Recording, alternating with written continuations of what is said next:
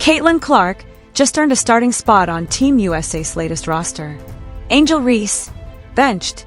The announcement sent shockwaves through the basketball world, but not for the reasons you might expect. Reese's explosive reaction to being pushed to the bench has reignited every lingering controversy, from accusations of intentional fouls to her failed attempts to match Clark's crossover success outside of basketball. What was supposed to be a level playing field has instead exposed a widening gap. The December Duke training camp was meant to reset the narrative. Instead, it may have made the divide even clearer. If you're backing Caitlin Clark, drop #BabyGoat in the comments, because this conversation is far from over.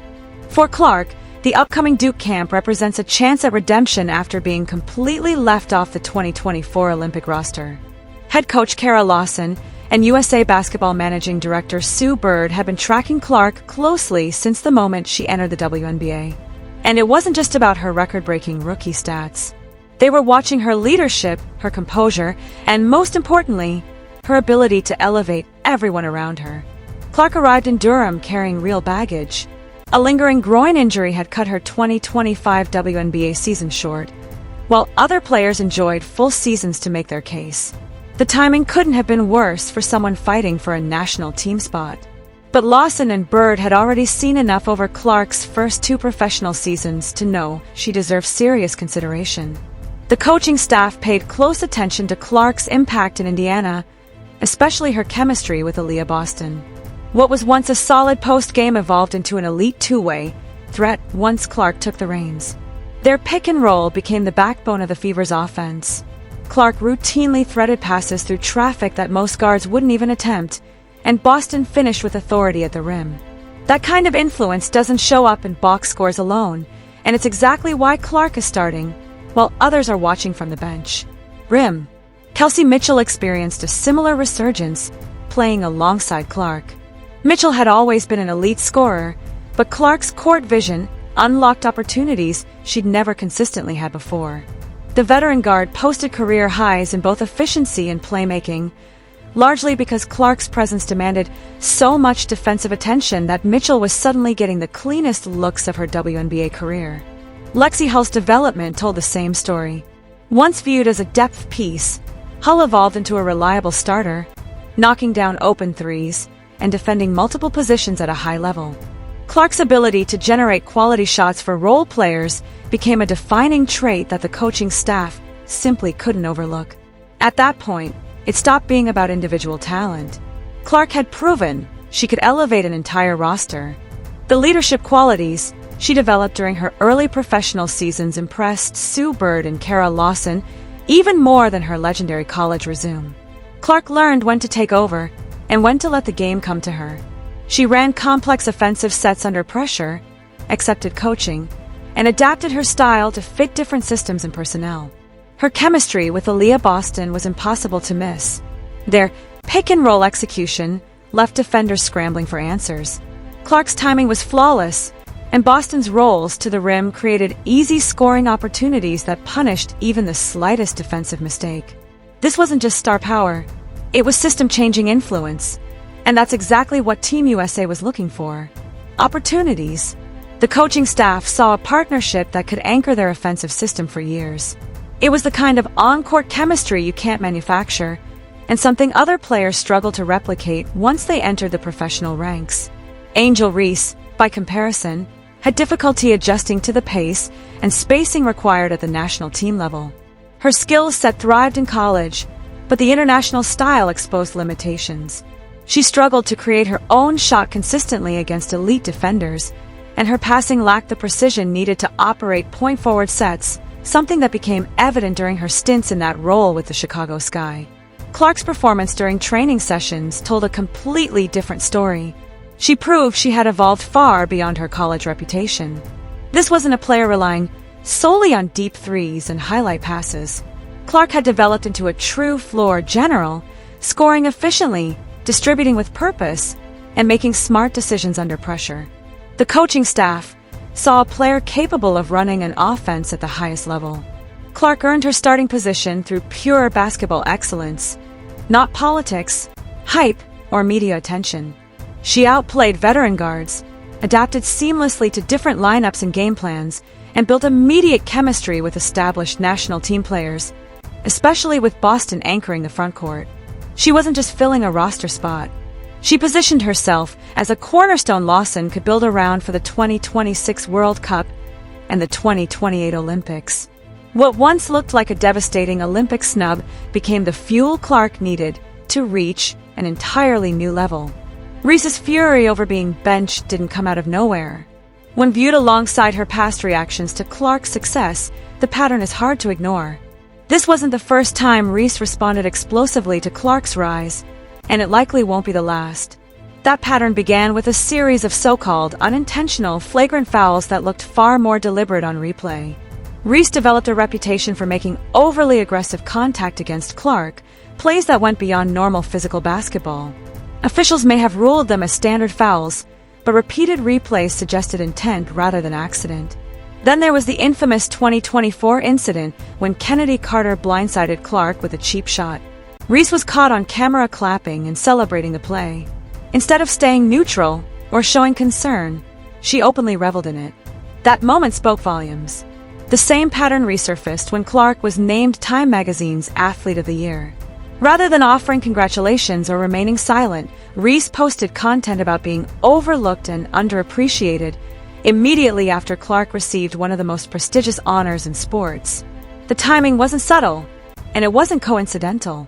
Reese's Reebok shoe launch only added to the perception of desperation. Determined to compete with Clark's rapidly growing brand power, Reese pushed her signature release aggressively, but the comparison only highlighted the gap she was trying to close. Shoes in Indianapolis, right in the heart of Indiana fever territory. Reese appeared to believe she could siphon off some of Clark's momentum in her own backyard.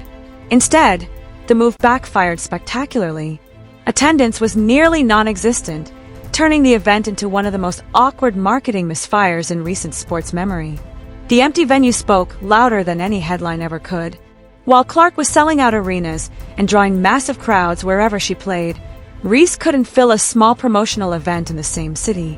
The contrast couldn't have been more glaring. Then came the infamous, "I can play golf too" comment right after Clark began dominating LPGA headlines during her off-season appearances. Clark wasn't just dabbling, she was competing in Pro-Am tournaments and showing real skill on the course. Her crossover appeal opened doors no WNBA player had ever walked through before. Reese saw the attention and couldn't resist inserting herself into the conversation. The golf comment came across as jealousy disguised as confidence. She had shown no prior interest in the sport and offered no proof of comparable ability. The goal wasn't participation, it was minimization. If Clark's achievement could be framed as ordinary, maybe it wouldn't seem so special. Fans saw through it immediately. That same pattern repeated itself in business. Reese's announcements almost always followed Clark's. When Clark signed a major endorsement, Reese revealed a partnership days later. When Clark appeared in national ad campaigns, Reese highlighted her own deals shortly after. It became a cycle of reaction rather than leadership, constant catch-up instead of momentum. The Forbes recognition of Clark as the most powerful female athlete sparked yet another wave of subtle pushback. Instead of celebrating a milestone for women's basketball, Reese redirected attention to herself, framing her own influence as an alternative narrative to Clark's success.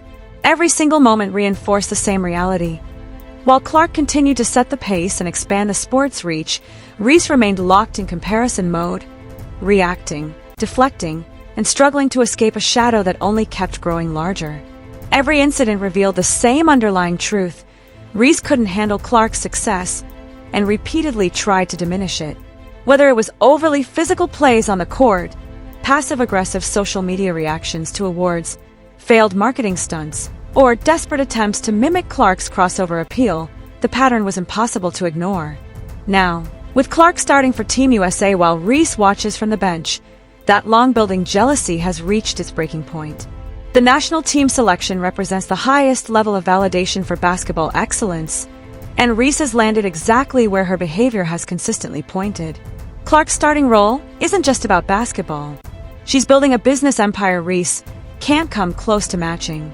While Reese leans into drama and social media theatrics, Clark has created real, measurable market value through sustained excellence.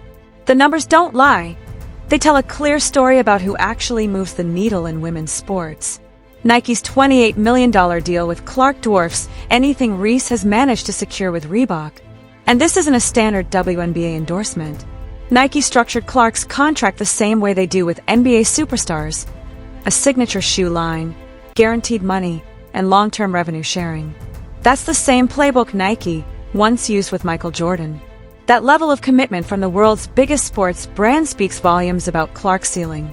Clark's signature Nike logo drop generated more buzz than Reese's entire shoe rollout combined. Those interlocking CC logos lit up Times Square and flooded social media. Her apparel sells out within hours of restocks. The resale market tells the real story of demand. Clark's merchandise routinely doubles or even triples in price on secondary markets, with fans willing to pay a premium just to wear her gear. Meanwhile, Reese's Reebok launch during All-Star Weekend was overshadowed, even with Clark sidelined by injury. Despite not playing, Clark still generated more headlines than Reese's biggest branding moment. Clark's LPGA crossover appearances and Pro-Am collaborations further proved her reach goes far beyond basketball. Her appearances at Pelican Golf Club drew massive mainstream coverage, pulling in sports fans who had never watched a WNBA game before. Nike Golf saw the opportunity immediately and acted accordingly. Brands didn't just notice Clark's momentum, they built around it. Endorsement partners created custom golf tie-ins specifically for Clark's LPGA appearances, recognizing her ability to draw audiences far beyond women's basketball. The LPGA itself acknowledged her star power, developing a multi-year partnership that benefits both sides. Other organizations quickly followed, understanding that Clark attracts fans who normally wouldn't tune into the WNBA at all. Seven-figure speaking engagements confirm Clark's cross-market dominance. Her virtual speaking fee starts at $100,000 per appearance, and corporate conferences regularly book her to discuss her record-breaking rise and cultural impact. The Long Island Association paid premium rates to have Clark keynote its fall conference. Business leaders don't invite Clark just because she's an athlete. They invite her because she represents breakthrough success that translates across industries. Meanwhile, Reese's Reebok venture continues to underperform.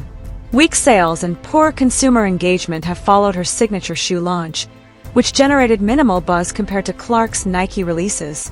Even during peak promotional windows, the market response remained muted. Reese's social media engagement on business announcements pales in comparison to Clark's organic reach. The retail data makes the difference clear: authentic star power versus manufactured hype. Forbes recognized Clark as the fourth most powerful woman in all of sports, placing her alongside top executives running massive global corporations. Forbes doesn't rank based on potential. They measure real influence, revenue generation, and market impact. Clark drives attendance, influences media deals, and creates measurable business value wherever she goes. That recognition officially confirms her status as a legitimate business force in sports. Clark's selection to Team USA only amplifies that power. National team exposure elevates every endorsement and opens doors to Olympic-level sponsorships. International visibility creates opportunities with global brands that never previously considered WNBA partnerships.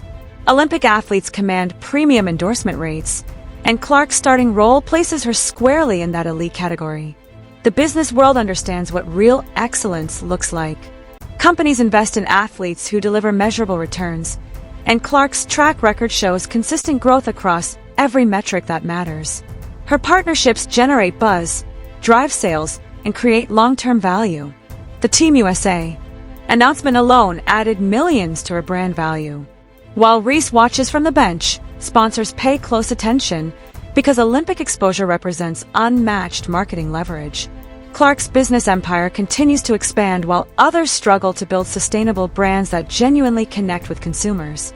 Her journey from Olympic snub to Team USA starter proves one thing above all else: excellence always wins over drama and jealousy. She took rejection and turned it into fuel, elevating her game to an entirely new level. The 2026 Indiana Fever season just became must-watch basketball. With Clark bringing Olympic-level experience back to Indiana, Fans can expect an even more polished version of the player who shattered 62 records in her rookie year. Team USA training will elevate every aspect of her game. Angel Reese can stay mad on that bench because Caitlin Clark is busy writing the next chapter of women's basketball history. If you support Caitlin, comment below. Baby goat over baby giraffe goat, like the video, subscribe, and turn on notifications so you never miss an update. Click the video on your screen, and we'll see you in the next one.